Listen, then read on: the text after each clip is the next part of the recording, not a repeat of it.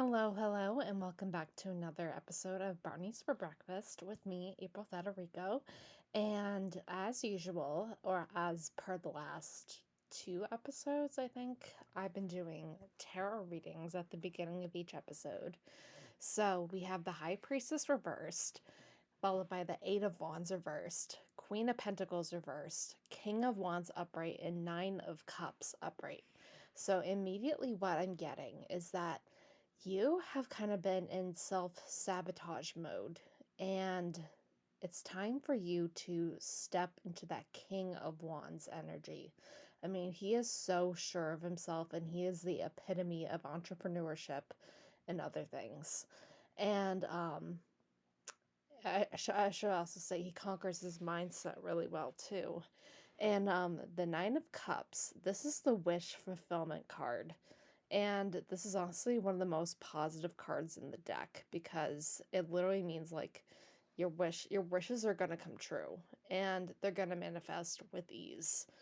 And I feel like once you get rid of that like, oh, I'm not good enough mode, or like, oh, I'm not good enough to be the Queen of Pentacles, who's like the boss ass bitch at the deck. Excuse my French, but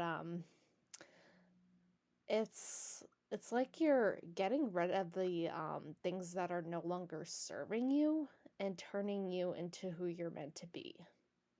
Does that make sense? Yeah, I think it does. Because it actually relates to this episode, and we are going to be talking about, in the world of spirituality and yoga, one concept that stands out for its power to transform individuals on a deep, soul nourishing level, and that is tapas. And no, I'm not talking about Spanish appetizers. So, in the context of yoga philosophy, tapas refers to the discipline, commitment, and the inner fire that fuels personal growth and spiritual awakening. It is one of the key components of the 8 limbs of yoga outlined by the sage Patanjali. I'm hoping I'm pronouncing that right. Um, Either way, in his Yoga Sutras, and it's an essential practice for anyone seeking to cultivate deeper self awareness and mastery over the body and mind. So, how do we understand tapas? So, the word tapas comes from the Sanskrit root tapa, which means to burn or to heat. And in spiritual terms, it signifies the burning of impurities and distractions within the body, mind, and spirit.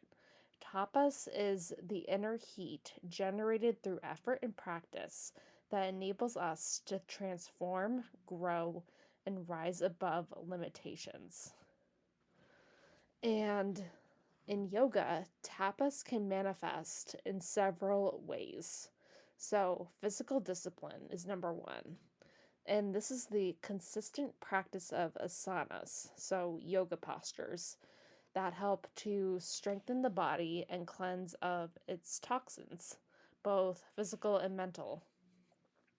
Through regular practice, we build the stamina to persevere through discomfort and challenge, creating a space for growth.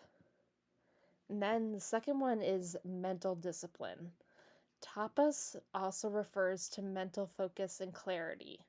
It involves the effort to quiet the mind, overcome distractions, and cultivate mindfulness in every action. By focusing our attention inward and committing to our spiritual practices, we sharpen our mental resilience and the ability to remain present. Okay, and the third discipline is emotional. So, tapas encourages us to confront our emotional challenges, embrace discomfort, and find the strength to remain centered during times of difficulty. It's about acknowledging our inner struggles and moving through them with grace and determination. Okay, and I gotta sip my water because that was a lot. Okay. So why don't we look into more as tapas as a source of transformation? So one of the most profound aspects of tapas is its ability to ignite an inner fire of transformation. Just like how fire has the power to purify and refine, the spirit's practice of tapas burns away the unnecessary and prepares us for growth. So, through the discipline of regular practice, whether it be physical, mental, or emotional, we learn to transform negative patterns and limiting beliefs into opportunities for growth and empowerment. Excuse me. And this process is not always easy, but it is always rewarding. Tapas encourages us to commit to ourselves and our spiritual journey with dedication, even when we're faced with challenges and discomfort. And by discomfort, I mean our brain does not like change, our brain likes comfort. And essentially, our brain is here to keep us alive. I mean, duh, everyone knows that. But in doing so, we develop resilience and self control, which are two essential traits for living a meaningful, fulfilling, and purposeful life. And let's talk about tapas in yoga practice. In the physical practice of yoga, tapas is often expressed in the form of challenging sequences that require strength, focus, and perseverance.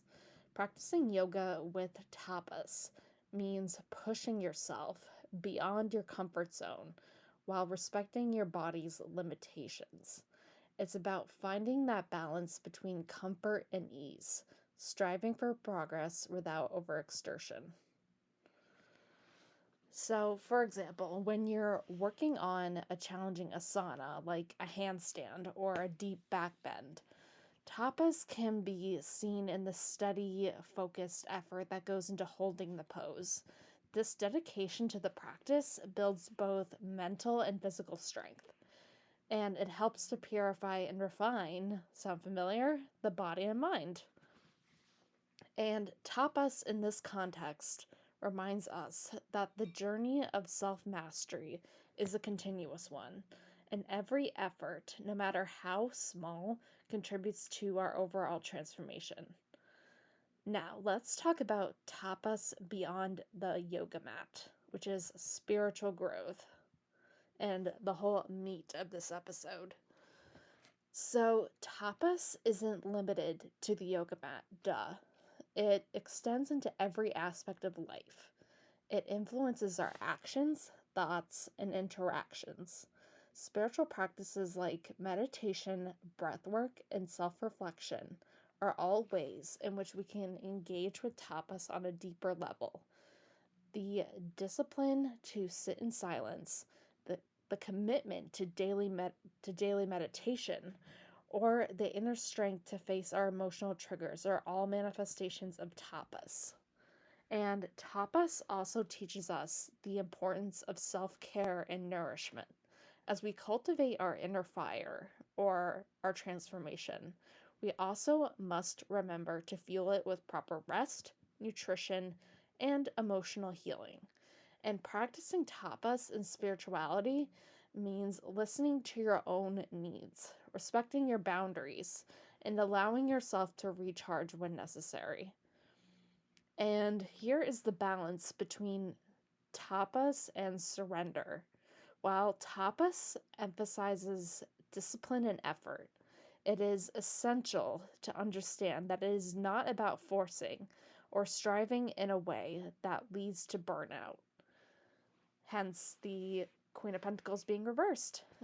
True tapas is balanced with the practice of Ishvara Pranadhana. Sorry if I pronounce any of that wrong.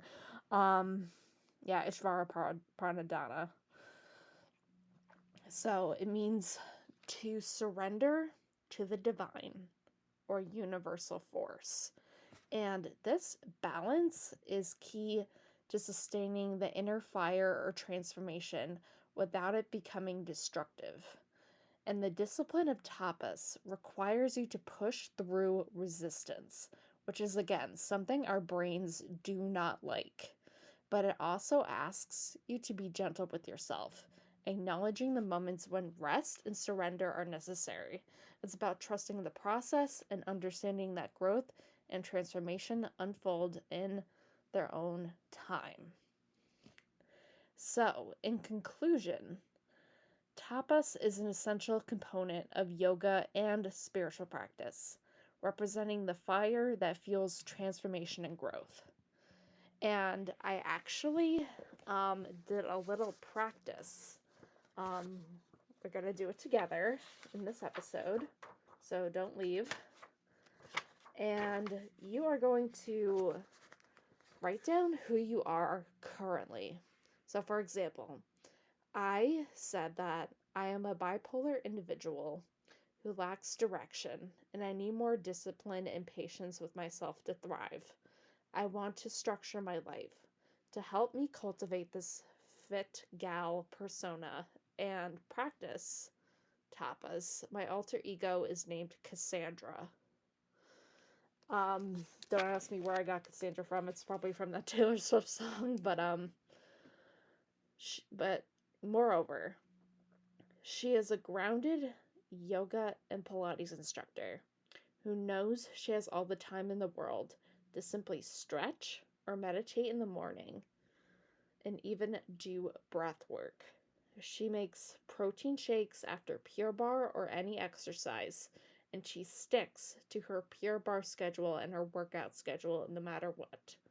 And then you go on to envision like Monday, Tuesday, Wednesday, Thursday, Friday, Saturday, Sunday afternoon, whatever. And for example, Cassandra would take walks along the water and cuddle by the water with her boyfriend, which is honestly something I'm trying to manifest.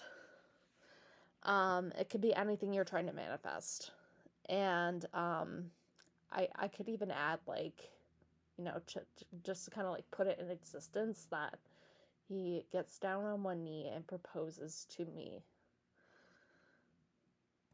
Yeah, can you tell what I'm trying to manifest here? Anyway, so through discipline, effort, and dedication, we can burn away obstacles and impurities, clearing the path for deeper self-awareness and spiritual awakening. Whether on the yoga mat or in life, tapas calls us to face challenges with strength, perseverance, whilst maintaining humility and balance. So, all you gotta do is embrace it. I mean, it's not like a fake it till you make it kind of thing, which is, for me, a kind of cliched concept, but it's also very much something you can put into practice. I mean, I would just like rephrase it differently by just saying, like, hey, I'm going to go into my tapas today. And maybe even order some tapas at a restaurant. Not to make fun of it or anything, but that's something that I also would want to do in like a perfect life, is to, like, go to Spain and enjoy all the tapas I can eat, and visit La Sagrada de Familia. And yeah. So anyway, I hope you guys enjoyed that episode, and let me know if you like episodes like this. I'm trying to dive more into more spiritual episodes, but also maintaining like the fitness, health and wellness perspectives. So yeah, I'm actually going to be sharing a poll. If you are watching this, or listening to this, I should say, on Spotify, not only give it a like, but also participate in the poll that will basically list all the options for content in the future. And as always, don't forget to rate this podcast 5 stars. That helps me a lot. And leave a review and even comment if you're listening on Spotify.